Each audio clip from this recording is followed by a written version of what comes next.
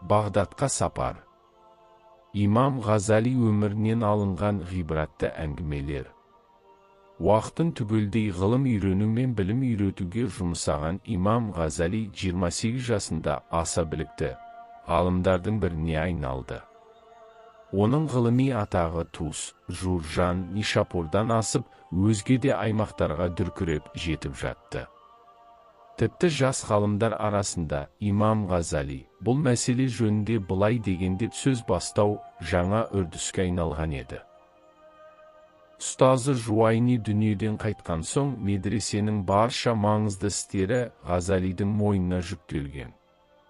Медресеге талабалардан өзге, жас ғалыммен сұхбат жасау үшін, алыстан өзге ғалымдарда арнайы зиярат жасап келіп кетіп жататын. Бірде медресеге селжұғилердің құзыретті уәзірі Низамул-Мүлктің өзі келді. Бұл кезде Ғазали талабаларға дәріс өтіп жатып, дәріске мәртебелі мырза қатысып отырғанын білмеген еді. Тіпті дәріс аяқталған соңда шәкірттердің сұрақтарына алаңсыз жауап беріп отыра берді. Уәзір Ғазалимен оңаша қалып, өзін таныстырып, «Балам, мен саған 3 мәселе бойынша келдім» деп сөз бастады. Біріншісі, болашақ мемлекеттік қызмет атқаратын жастарға білім беру. Бүгінгі таңда мемлекеттік қызмет атқарып жүріп, опат болған кісілердің балалары осы медреседе оқып жүр, солардың жағдайы. Екіншісі, жеке өзіңізді көргім келді, балам. Бүгінгі таңда Бағдаттың өзінде ғылыми алқаларда есімің мақталып, аса күрделі мәселе айтылса, Ғазали бұл жайлы былай дейді деп айтатын кісілерді жолықтырамыз. Содан Ғазалидің кім екенін сұрастыра бастадым деп, ол Ғазалидің қай жерден екенін, ата-анасы жайлы сұрай бастады. Әңгіме барысында Сейхун, Каспий, Аралдың шығысындағы барша 24 түрік тайпалары, олардың арасындағы Кінік тайпасына жататын оғыздар, оның көсемі Дукак бек жайлы тарихи мәліметтерді айтты.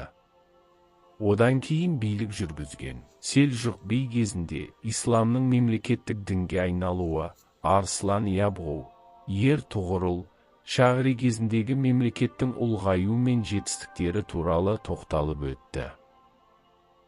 Низамул-Мүлк өзінің Алпарсыланмен танысуы жайлы, оның ел бірлігіне қосқан қызметі, саяси күштермен қалай күрескені жайлы тоқталып келіп, бірде бір мешіт алдында жұпыны киініп, білім алып отырған жас жігіттерді көрдік. Сұлтан Алпарсылан олардың кімдер екенін менен сұрады. Мен, бұлар медресе талабалары, Хазірет. Бұлар ең құрметке лайықты жандар. Себебі барша адамдар рахат, қызық, байлық қуып жүргенде, бұлар барша ләззаттан бас тартып, білімге ғана ұмтылғандар деп айттым. Сұлтан оларға арнап медресе салдырып, артынша оқу орындары әр жерлерден бой көтергенін есіне алып, мемлекет пен қоғам даму үшін мемлекет ғылымға қолдау көрсету керек екенін айтты. Сөз соңында бүгін сіз секілді жас ғалымдарға өте мұқтажбыз. Сіздерге мемлекет мұқтаж, мынау халық мұқтаж болып отыр.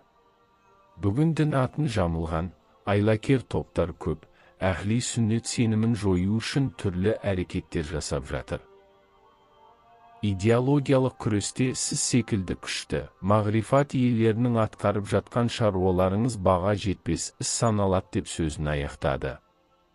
Ғазали болса, Хазірет сіз атқарған істермен салыстырғанда біз әлі ешқандай іс жасампаздық деді. Уәзір сөзін жалғап, үшінші мәселем, мынау Хасан сабақ насихаттап жүрген батыни тарихаты әр салада жақтастар тауып жатыр. Оларға қарсы әр салада күрес жүргізбесек ертең кеш болады деді. Біз қандай қызмет атқара аламыз деді. Мұнда білу керек болған біраз мәселе бар деп уәзір тағы біраз уақыт сөз сөйледі. Ол Хасан сабақтың ағым құру мақсатын, дін атын жамылу себебін ашып көрсетті. Оның жасырын қозғалысын Мысырдан фатимиттік топтар астыртын қолдап отырғаны, лауазымды адамдар арасында жасырын мүшелері бар екенін. Осы кезге дейін қарсы шыққан 200-ге жуық мемлекеттік қызметкердің көзін жойғаны, әрбір әрекетін еш айғақ таба алмайтындай етіп орындайтынын, қарапайым халықты жалған сеніммен арбайтынын айтты. Мен бұл міндетті саған тапсырамын, балам. Сенен өзің лайықты деп санайтын шәкірттеріңді Бағдадқа оқуға жіберуіңді сұраймын. Хасан Сабақ жақтастары үйім үшін өте адал, батыл адамдар. Әрине, Хазірет. Балам. Ал сенің жеке міндетіңе келетін болсақ, егер қолайлы деп тапсаң, мен сені өзіме кеңесшім етіп алуды жоспарлап отырмын. Тұратын жерің, орның дайын. Онда сен ғылыми қызметіңді жалғастырып, менің бас кеңесшім боласың. Бұл сөзді естіп Ғазалидің тамағы қысылды. Низамул Мүлк сөзін жалғастырды. Сен ғылыми алқаларға қатысып, ғылыми талқылау үйірмелерін ұйымдастырасың. Мен саған жоғары жалақы мен қажетті жағдайларды қамтамасыз ете алатыныма күмәнің болмасын. Жаңа тапсырмаңа дайындала баста. Хасан Сабақтың идеясын тез арада талқандауымыз керек деді. Ғазали бұл күтпеген оқиғаға не айтарын білмеді. Өзі де Нишапур медресесінде үйренетін ғылым қалмады, өзге аймаққа барсам ба деп ойланып жүреді. Уәзір тағы да Ғазалидің атқаруы тиіс болған міндетін қайта пысықтап, Хасан Сабақ идеологиясының қауіпін тағы да ескертті.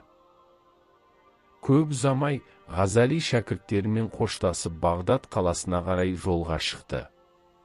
Ақпаратты дайындаған Сарғайған парақтар сыры видео арнасы.